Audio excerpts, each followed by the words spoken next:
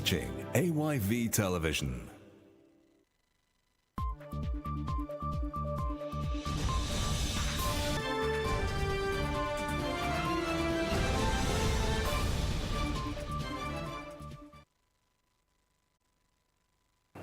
From our broadcasting house here on Wesley Street in Sierra Leone's capital, Freetown, this is Primetime News on AYV TV and radio.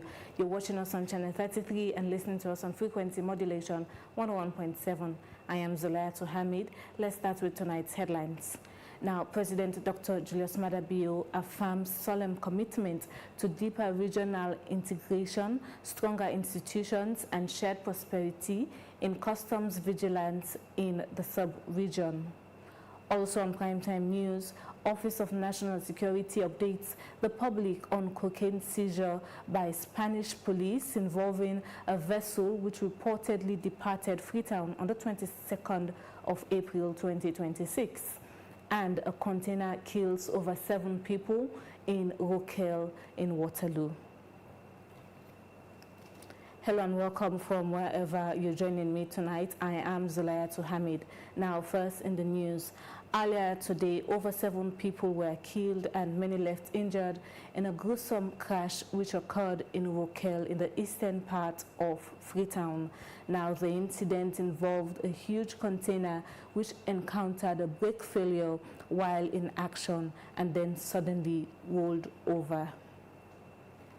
Well, moving on.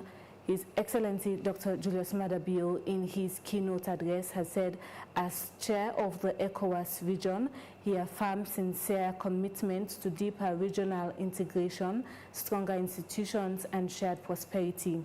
He furthered that the conference must deliver more than a dialogue, and it must deliver results. He was speaking during the 32nd conference of the Director Generals of the World Customs Organization, West Africa and Central Africa region, hosted in Sierra Leone, under the theme, a custom that protects society through its vigilance and commitment. Ero Jallo sent in this report. The milestone events mark a significant step, bringing together Director Generals from 24 countries, gracing the 32nd World Customs Organization West and Central African Conference, hosted in Sierra Leone. The main aim of the conference is to align all 24 countries' administrations in West and Central Africa on common policies, tools, and enforcement standards for faster regional trade by securing borders and protect government revenue by speaking with one voice globally. His Excellency the President Dr. Julius Maada Bio, in his keynote address, made a strong commitment to deeper regional integration, stronger institutions, and shared prosperity. Integration, stronger institutions, and shared prosperity. Ladies and gentlemen, this conference must deliver more than dialogue. It must deliver results. Agreements with clear timeline, digital commitments reflected in national budgets, operational framework that move from concept to execution. The real work begins when you return home. And so, I leave you with one question. What will be different at your various posts in your different countries because you attended this conference?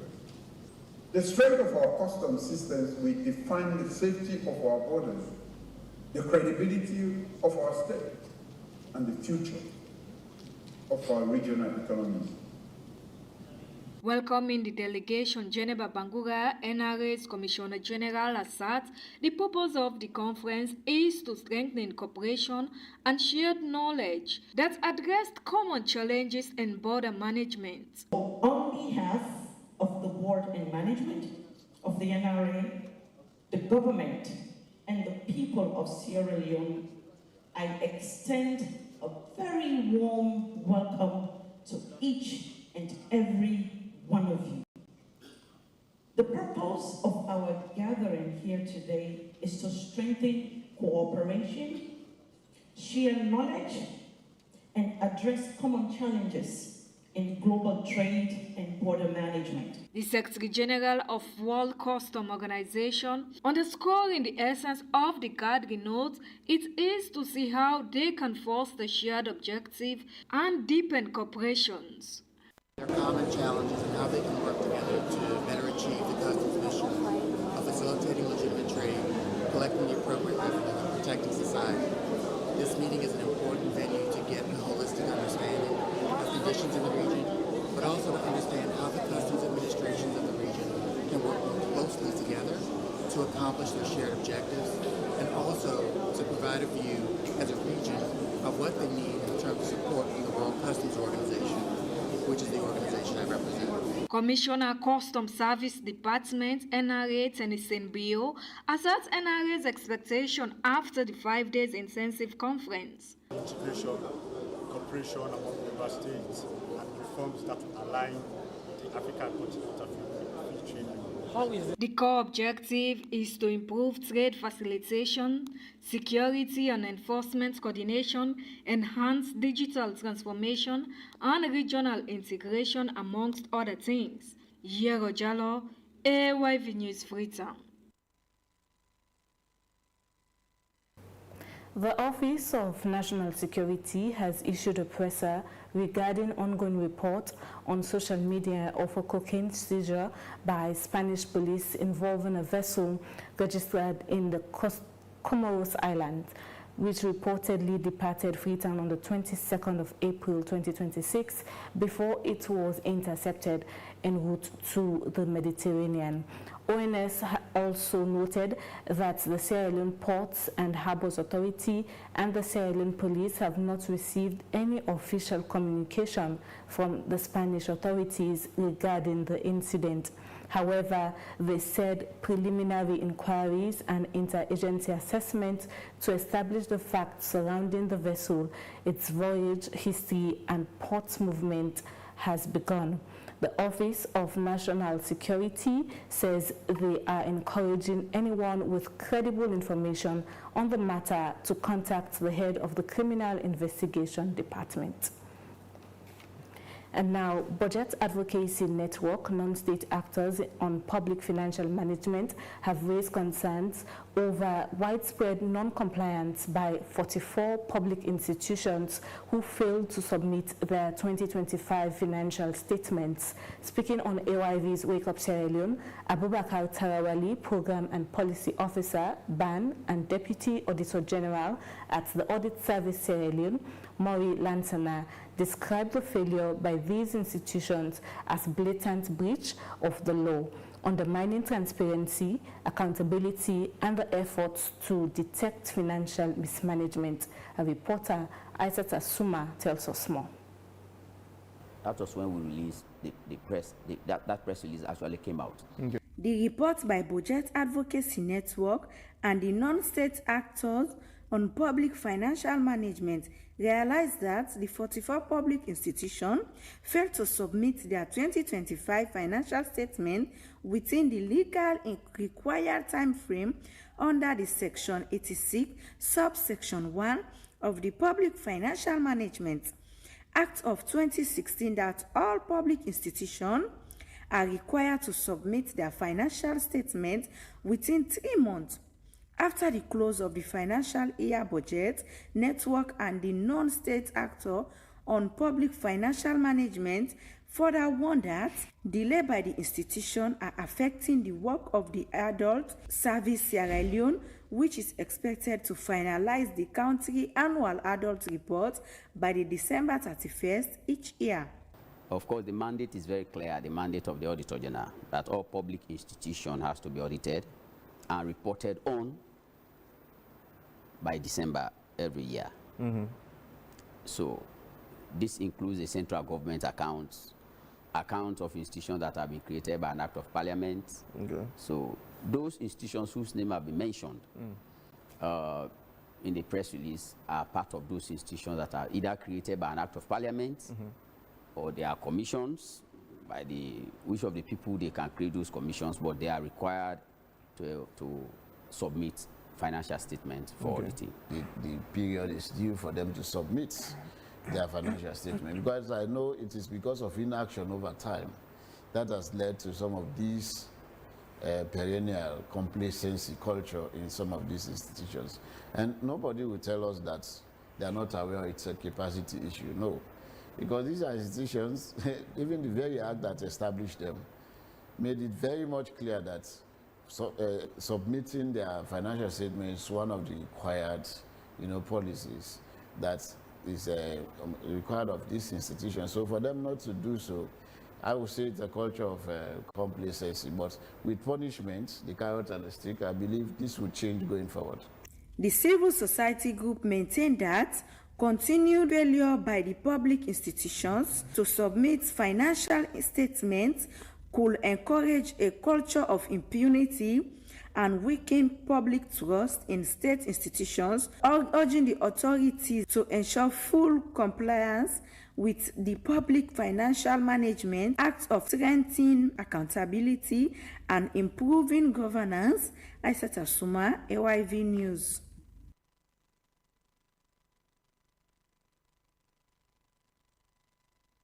Now, Sierra Leone Water Company is delegated by the responsibility to provide safe and dignified water facilities for citizens in the provinces. Hence, engineer Tidini Hawa Jabi, Managing Director, is about to clock 6 months. Now, she gives insight into successes and challenges so far on the water governance in the provinces. Let's have some highlights. So I was appointed by His Excellency the President, retired Brigadier Julius Madabio, in October 2025 and approved by Parliament on the 11th of November 2025. I assumed office on the 12th of November 2025. And upon assumption of office, I came with a 100 days assumption of office plan. That assumption of office plan, the first and foremost critical thing that it included was to do an extensive organizational assessment for the Sierra Leone Water Company. This assessment focused on addressing or trying to find out the critical challenges being faced by SAWACO. So it was like a diagnostic analysis. If you want to know the problem, so the doctor will diagnose you. So that assessment brought out what the challenges are of SAWACO, what are its successes, and what are its opportunities that we can thrive on. So that assessment, and it brought out recommendations. These recommendations were categorized as two. We had the quick wins recommendations and the short-term recommendations. So based on those, we've achieved a few things. The first and foremost was the assessment, which I say is the building blocks. And then after that, one of the quick wins recommendations that came out of that assessment was the development and operationalization of an innovative billing and revenue management system. SAWACO is a water utility and it should generate revenue. But over the years, SAWACO has been, lacking in that area. It has not functioned as a proper water utility. So it had deviated from its primary mandate, which is the provision of water supply and sanitation services to the provincial areas apart from Western area. So it had deviated. So we wanted to bring SAWACO back to its original state and see how it can be a functional and a financially viable institution. So when I came, I found out that based on the assessment, SAWACO does not have an integrated or a smart revenue management system. So they have 3 stations that were using smart systems and 7 stations that were using manual Excel spreadsheets. From a perspective of utilities management, you cannot, ensure financial management or proper revenue management using it on a manual basis. So this system focused on putting in a robust and smart commercial management system that allows for us to manage whatever revenue measures or systems that we want to put in place. And now, Freetown's natural coastal defenses are under increasing pressure, and the data is pointing to a deepening crisis. According to the Food and Agriculture Organization, Sierra Leone has lost more than a quarter of its mangrove forests between 1990 and 2020, largely due to urban expansion, firewood harvesting, and land reclamation. Now, more recent global monitoring by Global Mangrove Watch shows that mangrove loss is continuing, with West Africa among the regions experiencing steady degradation linked to coastal development and weak enforcement regimes.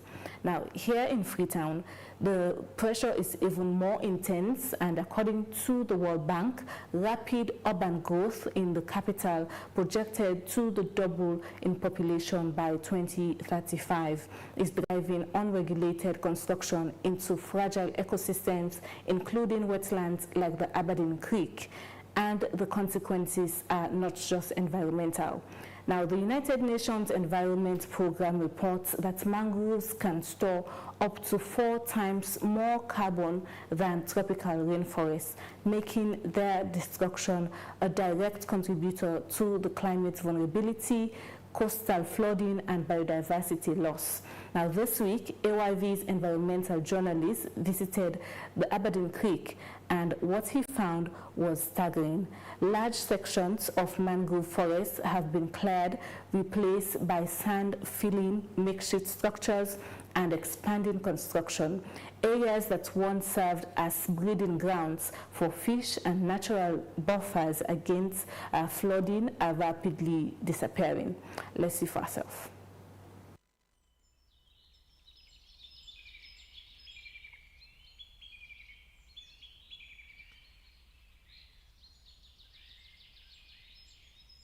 Much of Sierra Leone's protected areas and forest reserves are under attack, not by foreign invaders, but from those within, turning all plans of boosting tourism into either a decade-defining joke or a polished policy living only on paper. A week ago, I visited one of Sierra Leone's touristic marvels, the Takugama Sanctuary.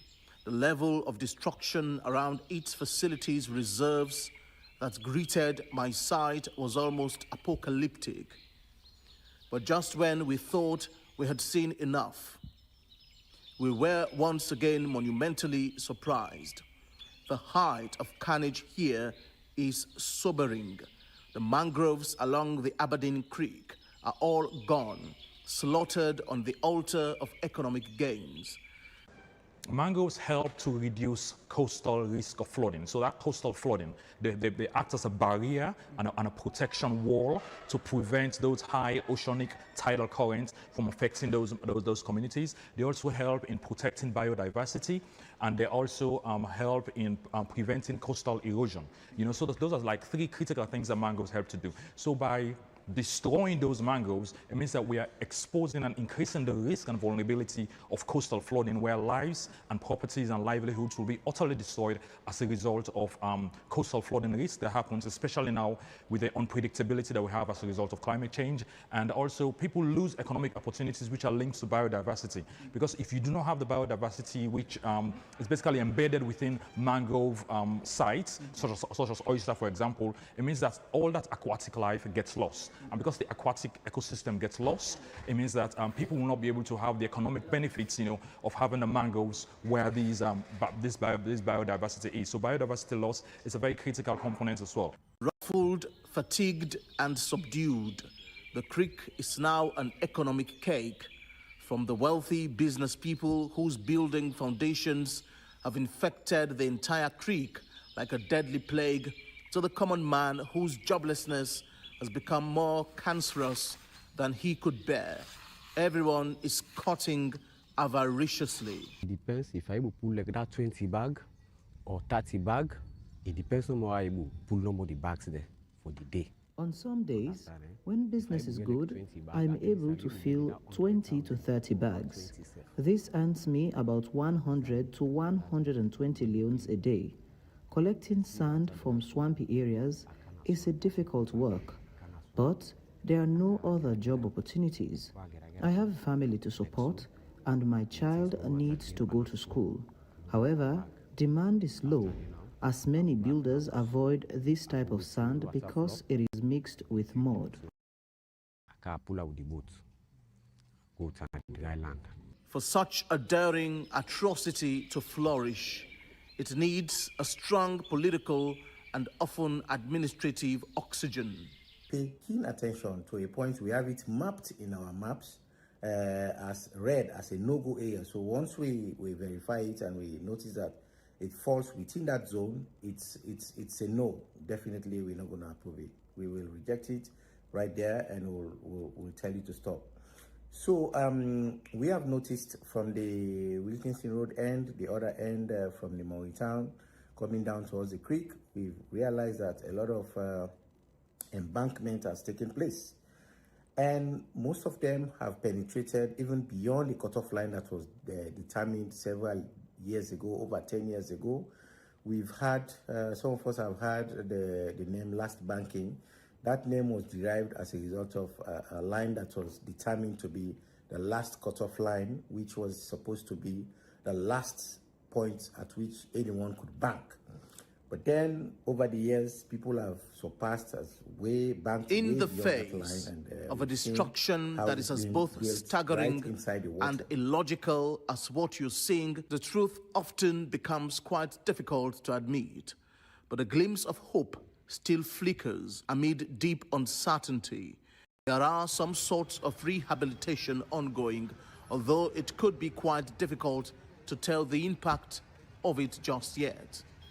For example, with Freetown to Freetown, replanting and afforesting is a very critical aspect, okay? So that's why when we do digital tree tracking, for example, we get to have a digital footprint of all the trees. And let's say we planted 100,000 trees before, and then you do tracking, and then you see that maybe you've lost 10,000, so you only have 90,000, so you've lost 10,000. So as part of our methodology, replanting is a critical component. But we need to understand that replanting as well, it comes with a cost. Because mangroves, each and every mangrove propagule, each and every mangrove quote-unquote seedling costs money, okay? So that's why to replant is good having that strategy. Where well, with Freetown to Freetown, we always have budgetary programming to ensure that we apportion the necessary funds towards replanting, okay? But sometimes you have situations where you might have lost, for example, Aberdeen Cockle Bay, okay? With Aberdeen Cockle Bay, for example, we are not, the Freetown is not extremely very active in that site for now,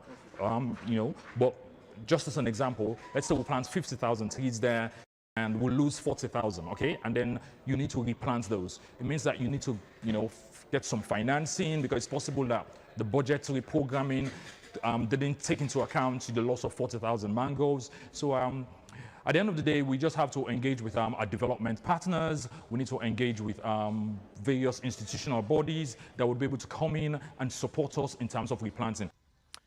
This here was an entire city for aquatic life, the variety of species that we have living underneath our mangroves. It was a former Garden of Eden, but now, from the look of things, it has transitioned into a garden of doom. But with their home gone, migration is sure. But not all of them will get to survive through this period of migration. For now, at least, those that remain must keep on surviving under harsh conditions in a world of uncertainty, until such a time when protection of the habitat will become less hypocritical and selective in nature. AYV News, Victor Jones from the ravaged Aberdeen Creek.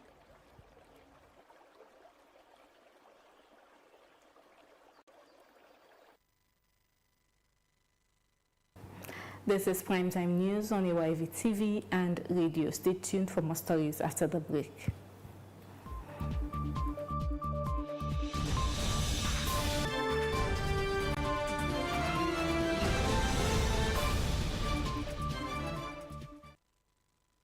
Across Sierra Leone, more people are asking the same question. Why buy fuel anywhere else when Cornex gives you more?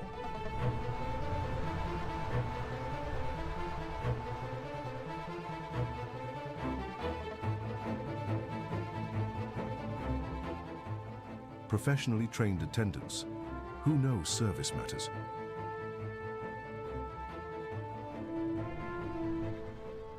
Conex Fuel, a litre is a litre, every single time. And when it's time to pay, easy. Pay with mobile money, Visa or MasterCard, or the Conex Fuel card. Clean restrooms, welcoming spaces, every station, every time. Clean fuel, clean spaces, clear value. That's why Sierra Leone fuels with Conex. Conex retail outlets, always clean, always professional, always for you. Fuel smart. Visit any of our Conex stations nationwide for your quality fuel and lubricants today.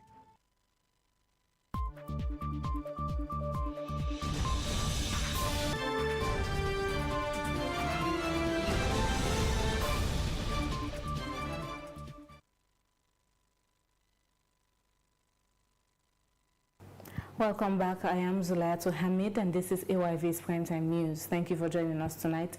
Let's take more stories. Now, the government of Sierra Leone has reaffirmed its commitment to strengthening decentralization and improving local governance through continued engagement with inter-ministerial committees.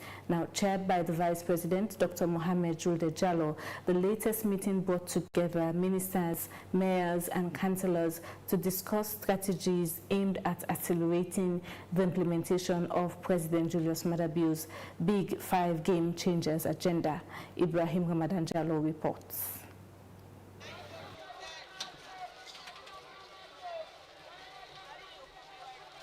President Julius Maada Bio's government continues to utilize inter-ministerial committees, commonly chaired by Vice President Mohamed Julde Jallo, to accelerate policy implementation across the country. The committee is playing a key role in advancing decentralization, strengthening local governance, and supporting the government's Big 5 Game Changer development agenda. A very important IMC meeting, because this IMC meeting is coming at the wake of a support that we got from the World Bank. At any time from now, I think there is a PowerPoint presentation to explain that project briefly. After that support, the essence of that support is essential to strengthen the IMC, the Interministerial Committee, so that whatever decisions we take here, we have a structure, we have an architect section that will follow up and implement that. So we are going to talk about a few things. Let me just highlight them. First is institutional coordination. We want to address the slow progress and fragmentation that have been taking place in that space. So we will be instituting a regular vice presidential-led coordination meeting.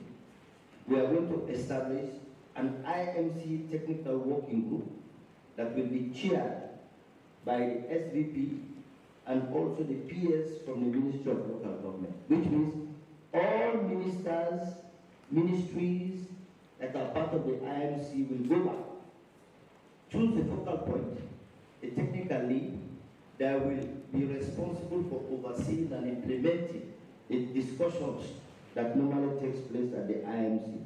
Discussions at the Inter-Ministerial Committee meeting on decentralization focused on improving governance system and enhancing coordination across various sectors. Government officials say the initiative is aimed at strengthening implementation mechanisms to ensure the successful delivery of the Big 5 Game Changer agenda and improve service delivery nationwide. As Chief Minister, to see how decentralization and local government supports national development. When we speak about the Big 5 and national development, it's national, it's from the President, we all as ministers get to push it. But the Big 5 really is at the local level. Every action point, every data, every indicator, every metric that we report at the national level, at the international level, is fed from people who are at the local level.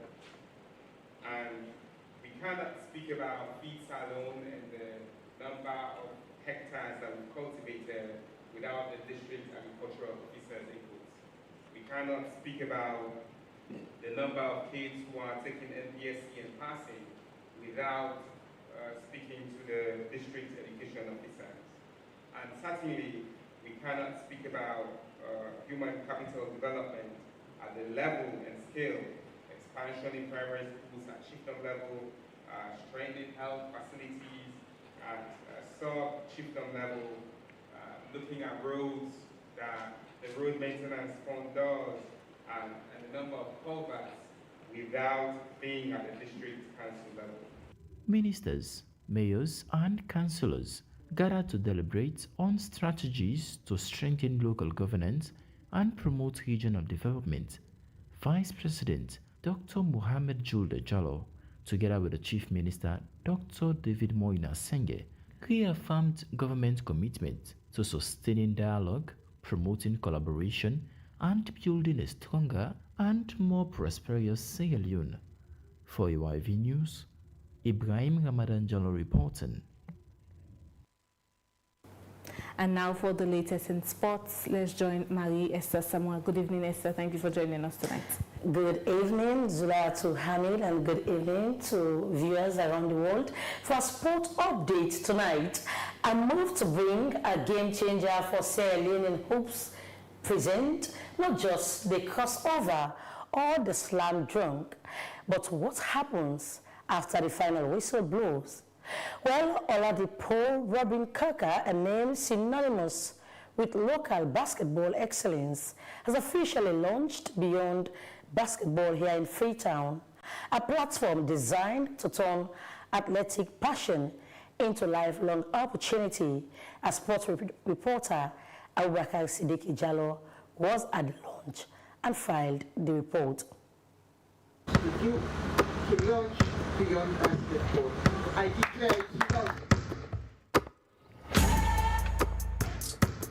In a community where sport is often viewed as a trivial pursuit, one former national star is fighting back against the stigma.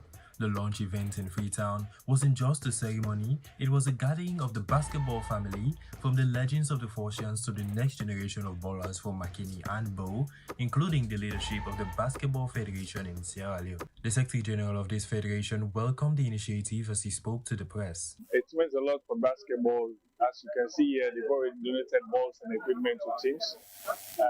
It's good for us also because the initiative that Mr. Cooker has is to take the game to the schools and the communities, which will help develop the game. And as at yesterday, we'll be having calls from school children who are interested in playing basketball. So organization like this will help the federation to push the basketball beyond where we can reach, and we thank him for the initiative. People's Journey is a blueprint for this vision. After leading his squad to the 2015-2016 national basketball title and racking up MVP honors, he took his talents to Europe, but the road wasn't without hurdles. A significant knee injury highlighted a massive gap in local sports medicine. A gap Beyond Basketball aims to physiotherapy. This initiative isn't flying solo. With the Nania Educational Group as a key partner, the focus is to support young talent and life after the Jazzy. Beyond the Basketball is really focused on marginalized groups, children who would usually, because sports is also expensive, not have access to gear, would find ways to bridge a gap for them. Sports is for a limited time because it works according to your body cycle. Most times the question is, after basketball, what are you going to do about that? And this is why Beyond Basketball considers beyond the court, beyond the hoop, beyond the rim, beyond the ball. For some, this move wasn't just about a local basketball legend giving back to his community. It was the realization of a childhood dream. As someone who has dealt with the resistance of parents whose children are interested in the sport, the coach of Fortians called for more cooperation. Try to explain to the parents that we are not here to take your kids out in the streets to join any sort of bad company or what. Basketball is here to help. Basketball is here to build. And we want your kids to represent your country or your community. And after basketball, we want your kid or your child to be able to give back to society. Beyond Basketball is a promise that a kid with a ball in Sierra Leone can dream of being a leader, an administrator, or a coach long after their playing days are done. By creating the platform for easier access to greater opportunities, the goal is to build a legacy. Abubakar Siddiqui Jalal, AYV Sport, Freetown. Many thanks to Siddiqui for that report. And quickly, in the UEFA Champions League, Arsenal and PSG have both secured their places in the UEFA Champions League finals after eliminating both Atletico Madrid and their counterpart Bayern Munich respectively. Well, the finals is set to take place on the 30th of May 2026 in Budapest. All the best to the best team. Well, that's all we have time for Sport Update tonight. I am Mayesta Zamora. Over to you, Zulatu Hamid. Mary, before you go, tell us a little bit about Tuesday. You know, there were massive celebrations for Arsenal lovers, Arsenal fans. What was it, by the way?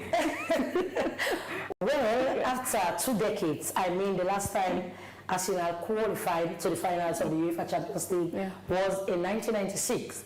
And on Tuesday, they defeated Atletico Madrid by a goal to nil, thereby securing their spot in the finals for the first time in 20 years.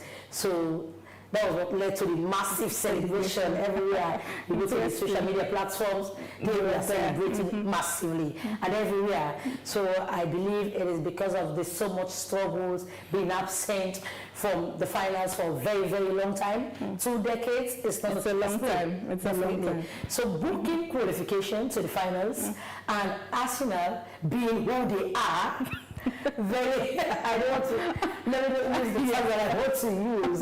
So it never came as a surprise when they booked qualification and they saw that massive celebration for me and for many other people who, of course, know how Arsenal do celebrate.